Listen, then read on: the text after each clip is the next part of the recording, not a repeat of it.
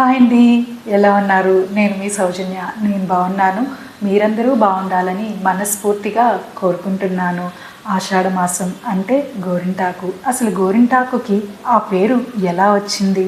ఆషాఢ మాసంలోనే గోరింటాకును ఎందుకు పెట్టుకోవాలి అన్న విషయాన్ని తెలుసుకుందాం.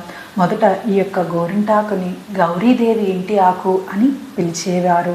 కాలక్రమేణా గోరింటాకుగా రూపాంతరం చెందింది. ఇక కథ విషయానికి వస్తే, గౌరీదేవి ఒకనాడు తన స్నేహితులతో ఆడుకుంటూ ఉండగా రజస్వల అయి ఆమె నుండి ఒక రక్తపు చుక్క అనేది నేలపై పడి ఒక మొక్క అనేది ఉద్భవించింది.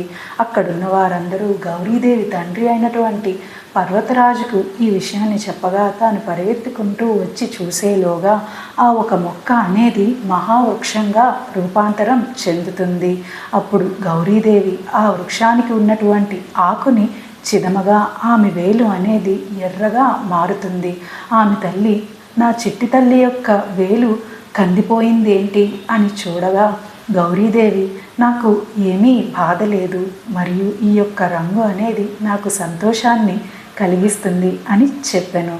అప్పుడు ఆ యొక్క వృక్షం గౌరీదేవితో, మీ వల్ల ఉద్భవించినటువంటి నా ఉపయోగం ఏమిటి అని అడుగగా, గౌరీదేవి, మహిళలందరూ నీ యొక్క ఆకును ముద్దగా చేసుకొని పెట్టుకున్నట్లయినా పెళ్ళి కాని వారికి మంచి భర్త లభిస్తాడు. అదేవిధంగా పెళ్ళైనటువంటి వారు పెట్టుకున్నట్లయినా సౌభాగ్యం లభిస్తుంది అని వరం ఇచ్చెను. ఆ తర్వాత అక్కడున్న వారందరూ గోరింటాకును ముద్దగా చేసుకొని ఆటపాటలతో ఆనందంగా ఆడుతారు. అదేవిధంగా మన సాంప్రదాయంలో ఈ యొక్క గోరింటాకును ఏ పూజ అయినా, వ్రతాలు అయినా, పండగలకి అయినా పెట్టుకోవటం ఆనవాయితీగా మారింది. అదేవిధంగా ఆషాఢ మాసంలో గోరింటాకును పెట్టుకోవటం వల్ల గోళ్ళలో ఉండేటువంటి బ్యాక్టీరియా అనేది నశిస్తుంది.